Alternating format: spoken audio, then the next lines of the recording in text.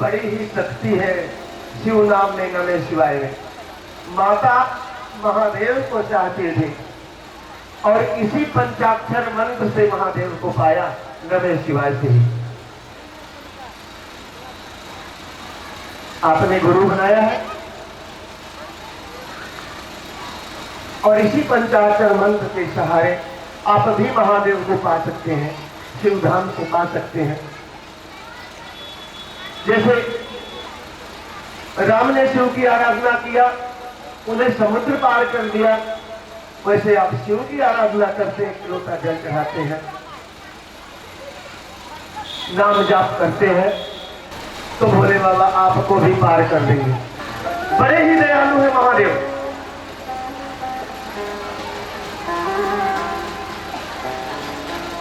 हाँ, वरेंद्रानंद भैया ने हमें 3 सूत्र बताया कि शिव की भक्ति बड़ी न्यारी है। उनसे दया मांगना है, उनकी चर्चा करना है, सुनना है और नमः शिवाय से उनको प्रणाम करना है। भगवान को निर्मल मन पसंद है। आप सुबह जब उठते हो तो थोड़ी देर आपको सुस्ती रहती, मन शांत रहता है। उसी समय धरती मैया को प्रणाम करिए, महादेव को प्रणाम करिए, मैया भवानी को प्रणाम करिए और कम से कम 5 बार दया मांग लीजिए कि हे शिव गुरु, आप जगत गुरु हैं, आप मेरे भी गुरु हैं। जैसे सब पे दया करते हैं वैसे मुझ पे, मेरे परिवार पे भी दया करिए। दया करिए शिव गुरु महादेव, दया करिए शिव गुरु महादेव, दया करिए शिव गुरु महादेव, दया करिए शिव गुरु महादेव, दया करिए शिव गुरु महादेव, दया करिए शिव। दया दोनों समय मांगना है।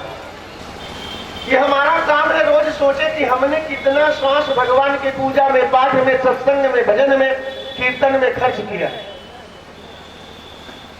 अगर नहीं खर्च कर रही है तो आदत डाल लो, यही आपकी असली कमाई है जो है। तो रात में सोते समय आधा घंटा, 1 घंटा, जो भी आपको समय मिलता है आप नाम लेते रहिए, नींद भी अच्छी आएगी और आपका भजन भी हो जाएगा, आपका ये पारलौकिक धन इकट्ठा हो जाएगा। दूसरा सूत्र है चर्चा। चर्चा से बहुत पुण्य है। आपकी कोई चर्चा करे कि वो गुरु रहना बहुत अच्छी है, सबके घर जाती, सबकी मदद करती, इतना है तो इतना देती है, तो आपका अपना चर्चा सुन के आपको अच्छा लगेगा। तो जब आप महादेव का गुणगान गाएंगे, चर्चा में जाएंगे, सत्संग में जाएंगे, चर्चा नहीं मिलती है, सत्संग नहीं मिलता है रोज, तो एक भजन आप गुनगुनाते रहिए, कुछ भी करते रहिए, कहीं आते जाते रहिए, कोई काम खेती किसानी का करते रहिए, गोबर पानी करते रहिए, खाना बनाते रहिए, तो गुनगुनाते रहिए। भगवान की चरणारविंद में टिकाएगा, बाहरी विकार में नहीं लगेगा और भक्ति मिल जाएगी तो मुक्ति आ जाएगी। समुद्र मंथन हुआ था और समुद्र मंथन से अमृत निकला। अमृत को लेकर के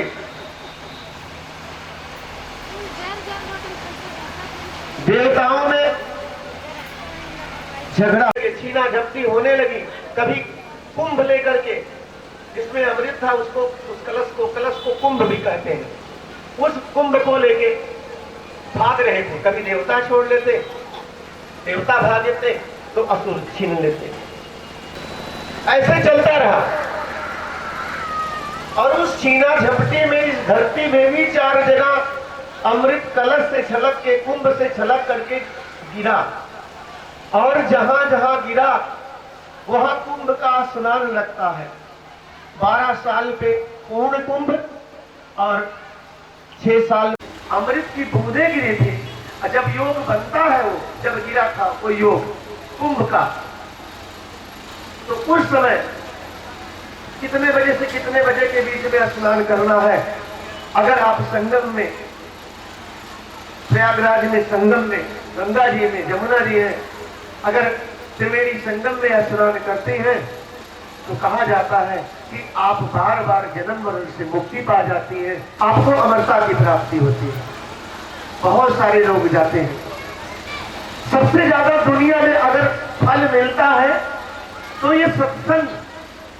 भोले बाबा जानते थे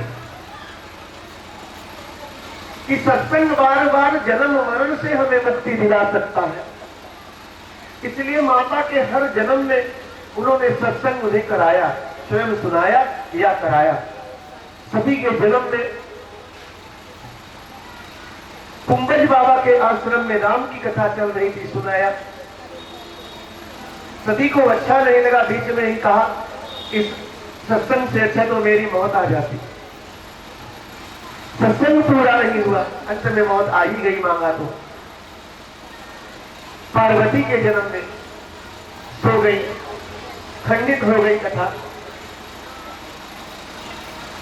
उमा के जन्म में राजा श्वेत की मृत्यु आ गई, महादेव उठ के चले गए, मार दिए।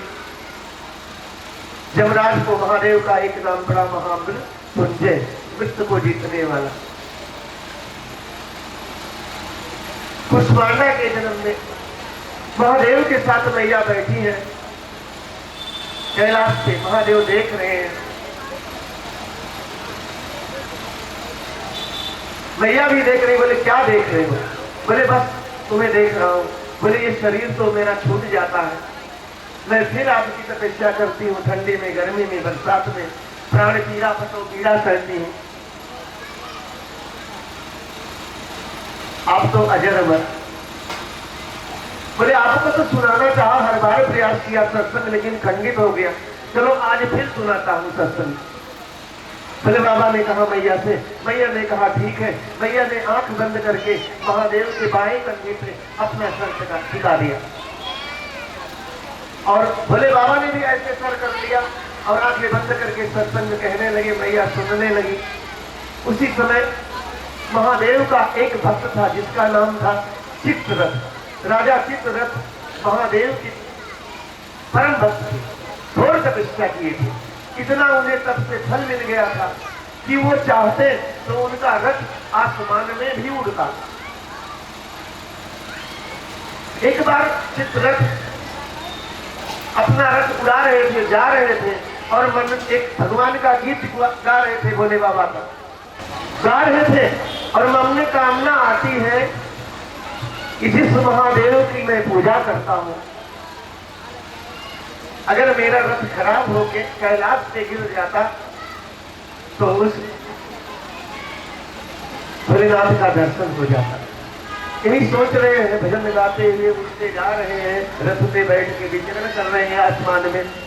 तब तक कैलाश के सीध में जब ऊपर पहुंचा रथ तो खराब हो गया और गिर गया। रथ गिरा, क्या देखते हैं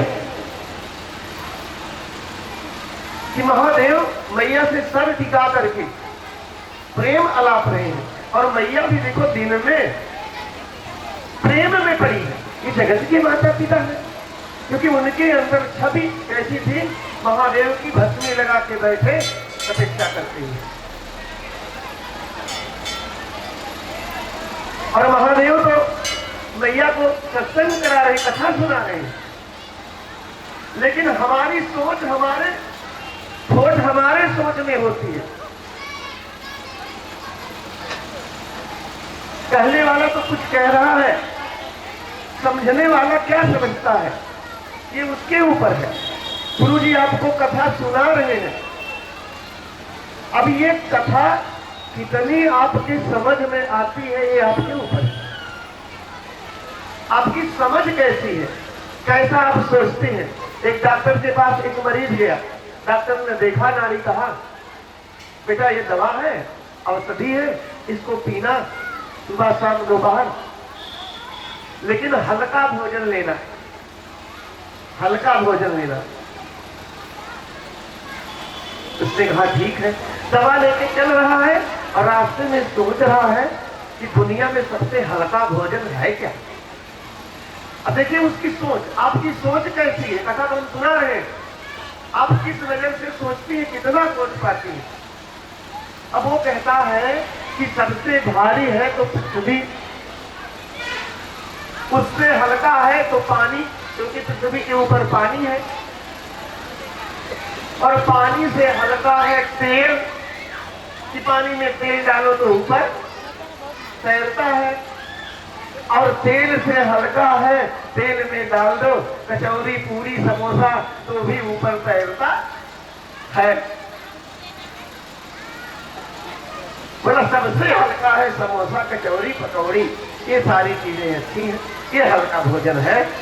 और घर गया, पत्नी से कहा कि मुझे हल्का भोजन चाहिए, तो उसने दलिया बना के ला के दे दिया। बोले ये क्या? बोले कि दलिया है हल्का भोजन। अरे बोले पगली ये हल्का भोजन है, सबसे हल्का जानती हो क्या है? बोले क्या? बोले सबसे वजन है पृथ्वी धरती, उससे हल्का है पानी, और उससे हल्का है तेल, क्योंकि पानी में तेल डाल दो तो ऊपर तैरता है, और तेल से हल्का है पूरी कचौरी समोसा, उसमें डाल दो तो ऊपर तैरता है तेल में। तो तू ये बना के ला। पत्नी लाख कहती रही, बोले ना मैं तो यही खाऊंगा। अब सोच अपनी है, पत्नी की सोच आई कि हल्का भोजन दलिया है, और उसने सोचा। गुरु जी बता रहे कथा, अब आपकी सोच कैसी है। चित्ररथ महादेव कथा सुना रहे माता को, लेकिन चित्ररथ सोच रहा है ये प्रेम लाभ नहीं, और उसने खंडित कर दिया कथा। मैया ने भी कान बंद कर दिया, लेकिन उसकी आवाज जा रही है। वो कह रहा है नारी का सबसे उच्च कहना है लज्जा, और मैया आप में तो लज्जा है ही ना, दिन में प्रेम अलाप रही हो, लज्जा है ही नहीं। इस पर मैया को क्रोध आ गया, मैया खड़ी हो गई, कथा खंडित हो गई, और कहा नीच निर्लज्ज पापी दुराचारी, खोट तेरे सोच में है, आसुरी प्रवृत्ति तेरे सोच की है, और तुम शिव का भक्त मेरा भक्त कहलाने के काबिल नहीं है। जा, तेरी बुद्धि आसुरी है, तो मैं तुझे श्राप देती हूं, तू असुर बन जा। और चित्ररथ असुर बन गया, उसका रथ घूमते हुए गिरा, और घूमते हुए धरती पे गिरा, तो उसका नाम पड़ गया वृत्तासुर। मैया की कथा खंडित हो गई। मैया जन्म मरण से मुक्ति नहीं पाई, और चित्ररथ उत्पाद कर दिया, तीनों लोकों पे राज्य किया, भोलेनाथ का वरदान लिया, और वरदान में महादेव ने कहा मांग ले क्या चाहता है? बोले मुझे अमर कर दो। बोले ये वरदान मैंने किसी को नहीं दिया, जिसने धरती पे जन्म लिया उसका मरना निश्चित है, इसलिए तू दूसरा वर मांग ले। उसने कहा मैं किसी धातु के बने अस्त्र शस्त्र से मारा ना जाऊं, किसी धातु के बने अस्त्र शस्त्र से मारा ना जाऊं। महादेव ने कहा तथा तीनों लोक पे राज्य किया, देवताओं को निकाल दिया, सुंदर सुंदर अप्सराओं को बंदी बना लिया, उर्वशी मेनका रंभा जैसी स्वर्ग के सिंहासन पर बैठता, मांस मदिरा का सेवन करता, अप्सराओं को नचवाता डुलाता। देवताओं ने सभा बुलाई और गए विष्णु जी के पास, ब्रह्मा जी के पास। ब्रह्मा विष्णु ने कहा जिसने वरदान दिया उसी के पास किसकी काट है, चलो महादेव के पास। महादेव के पास गए, महादेव के पास गए, तो महादेव ने कहा देखिए मृत्यु उसकी निश्चित है, लेकिन इस मृत्यु में किसी को अपना बलि देना पड़ेगा। दान का, पुण्य का जो भाग एकत्रित हुआ, सत्संग का जो भाग, और अपने प्राण का ध्यान देना पड़ेगा। उसके शरीर से अस्त्र बनाया जाएगा, अस्त्र शस्त्र, तब जाकर के। अब कोई 35 कोटि देवता में तैयार ही नहीं हो रहा कि कौन अपना प्राण दे। गुरु अपने शिष्य को अपने जैसा बनाता है। आप हलवाई को गुरु बनाएंगे तो आपको मिठाई बनाना बताएगा। आप किसी दर्जी को गुरु बना लिए तो कपड़ा काटना सिलाई करना सिखाएगा। आपने शिव को गुरु बना लिया तो भोले बाबा कैसे हैं? ज्ञानी, ध्यानी, शांत मन, चित्त वाले, परोपकारी। वो आपके अंदर के सारे अवगुण, सारे विकार, काम, क्रोध, लोभ, मोह, मद सब दूर कर देंगे। आपके अंदर करुणा, दया, ज्ञान, ध्यान ऐसी अटूट भक्ति भर देंगे कि कभी उनके भक्ति के प्रति आपके मन का विश्वास कमजोर नहीं होगा। और भक्ति मिल जाएगी तो मोक्ष आपको मिल जाएगा। तो एक शिष्य से महादेव के दधीच ऋषि, महर्षि दधीच खड़े हुए, बोले मैं अपना प्राण दान, अपना शरीर देने के लिए, अपना पुण्य तेज देने के लिए तैयार हूं। दधीच की पत्नी का नाम था सुवार्च। सुवार्च ने कहा, स्वामी मैं गर्भवती हूं, आपके बच्चे की मां बनने वाली हूं, मेरा क्या होगा? बोले देखो, हमारा तुम्हारा पति पत्नी का रिश्ता है, सीमित है, और आज तीनों लोग संकट में है। तीनों लोग के दुख के सामने हमारा तुम्हारा दुख छोटा है। और दुनिया में सबसे मूल मंत्र है। माता शबरी अपने गुरु मातंग से लिया था। शबरी ने कहा अपने गुरु मातंग से, गुरु मुझे ऐसा मंत्र दीजिए, ऐसा कर्म बताइए, सबसे बड़ा कर्म बताइए जिसके करने से हमें भगवान के दर्शन मिले और मैं भव से पार हो जाऊं। गुरु ने कहा, तुलसीदास जी ने भी रामायण में लिखा कि परहित सरिस धर्म नहीं भाई, पर पीड़ा समय नहीं अधमाई। कि जो दूसरे के बारे में सोचे, सबकी मदद करे, सेवा भाव रखे, उससे बड़ा कोई धर्म कार्य या धर्मी नहीं है। और पर हित सरिस धर्म नहीं भाई, पर पीड़ा सब नहीं अधमाई। अनायास किसी के आत्मा को कष्ट पहुंचाओ, पीड़ा पहुंचाओ, इससे अधम और नीच कार्य कोई नहीं है। और शबरी ने अपना जीवन सबकी सेवा में लगाया और राम का दर्शन पाया और बार बार जन्म मरण से मुक्ति मिली। सेवा भाव। आपका कर्म है कितना दान पुण्य कर रही है, ये आपका कर्म है कितना पंडित जी को दे रही, कितना कथा में दे रही, कितना गंगा स्नान में खर्च कर रही, कौन सा भंडारा करा रही है। ये भंडारा सबका है, ध्यान दीजिए। उधर भी जो है कितना कर रही है, इसका लेखा जोखा कितना फीस में, कॉपी किताब में, बीमारी में खर्च किया, न्योताकारी में, ये आप जानो। बाकी भगवान के पास तो है पाप और पुण्य का लेखा जोखा। मरते समय चित्रगुप्त यमराज के साथ आएंगे और कहा तेरा वही लेखा ये है, देखो ये किया है, ये सही किया, ये गलत, तुझे ये मिलेगा, चलिए तुझे इसको भोगना पड़ेगा, वो बता देंगे। बाकी जिंदगी में जिंदगी भर आपको खुद करना है, सोचना है, ध्यान आपको देना। तो अब क्या हुआ कि महर्षि दधीच ने अपने प्राण त्याग दिए। सुभाष की बात को नहीं माना, प्राण को त्याग दिया और उनके अस्थि से, हड्डी से वज्र बनाया गया।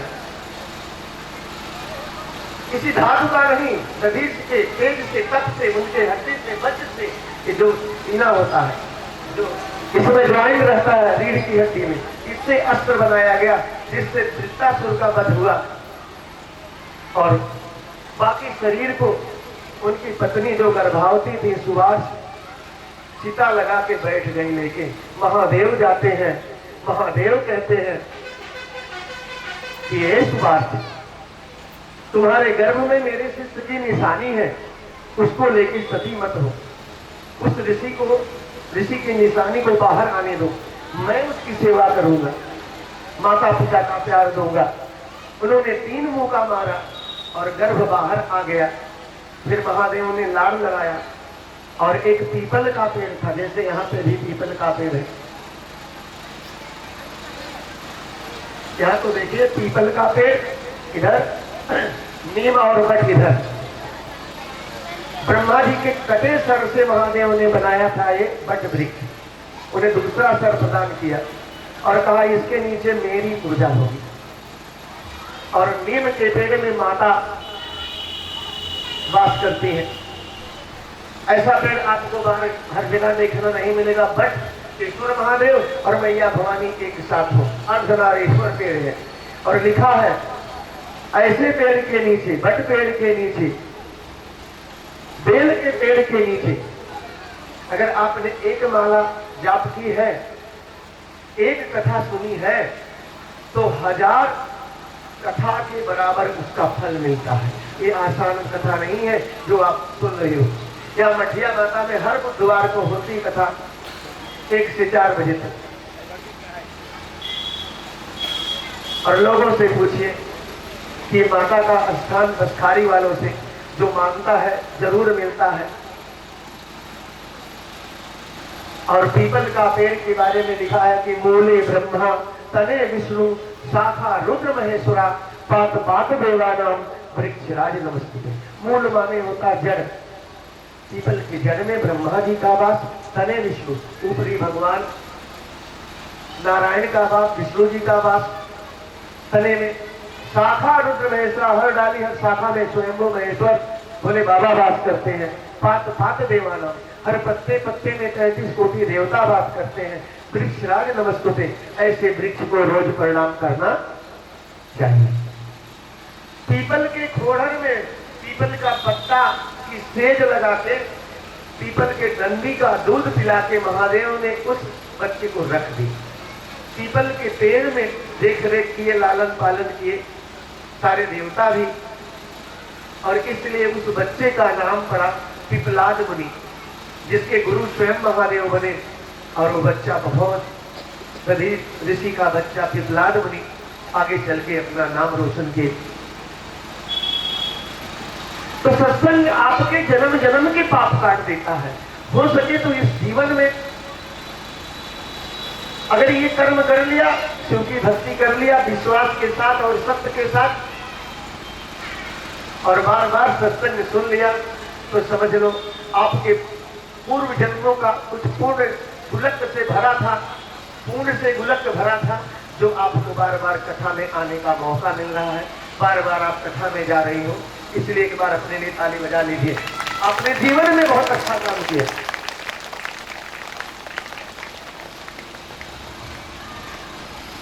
क्योंकि अच्छाई बताने वाले, अच्छाई ढूंढने वाले कम मिलते हैं और गलत चीज ज्यादा। ऐसे चौराहे पे किसी संत ने एक सीनरी बना के उसमें फूल तमाम प्रकार की चिड़िया, घोड़ा और की सीनरी लगा दिया और नीचे जगह दे दिया। कहा कृपया इस सीनरी की सारी अच्छी बातें बताइए, इसमें क्या क्या खूबियां हैं। वहां 10 लाख लोग रहते थे। 200 ने वहां लिखा, 200 लोगों ने लिखा इसका घोड़ा ये अच्छा, इसका बाल ये सही है, ये चिड़िया ये फूल अच्छा है। 200 लोगों ने लिखा। और रहते कितना थे? 10 लाख लोग उस जगह पे।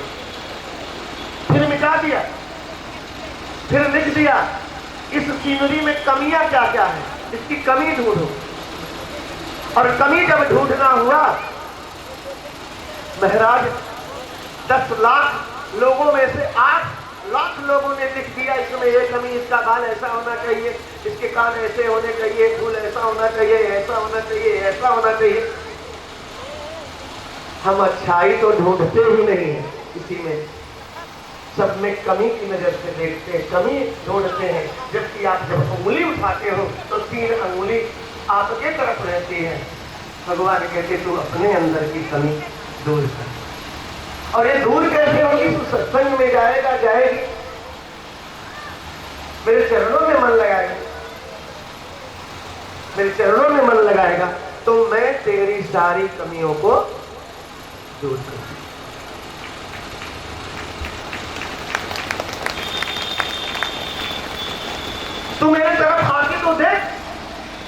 पूजा करके तो देख, मुझे अपना बना के दो दे, तेरे सारे संकट दूर ना कर दो तो कहना। तू मेरी भक्ति अपना के तो दे, एक लोटा जल चढ़ा के तो दे, गुरु मुझे बना के तो दे, तुझे भाव से पार ना कर दूं तो कहना। अब मेरा काम बन जाता है। भगवान तो कहते हैं कि मेरे मंदिर तक आना, मेरी कथा तक आना तेरा काम है और तेरी बिगड़ी बनाना मेरा। करो तो सही।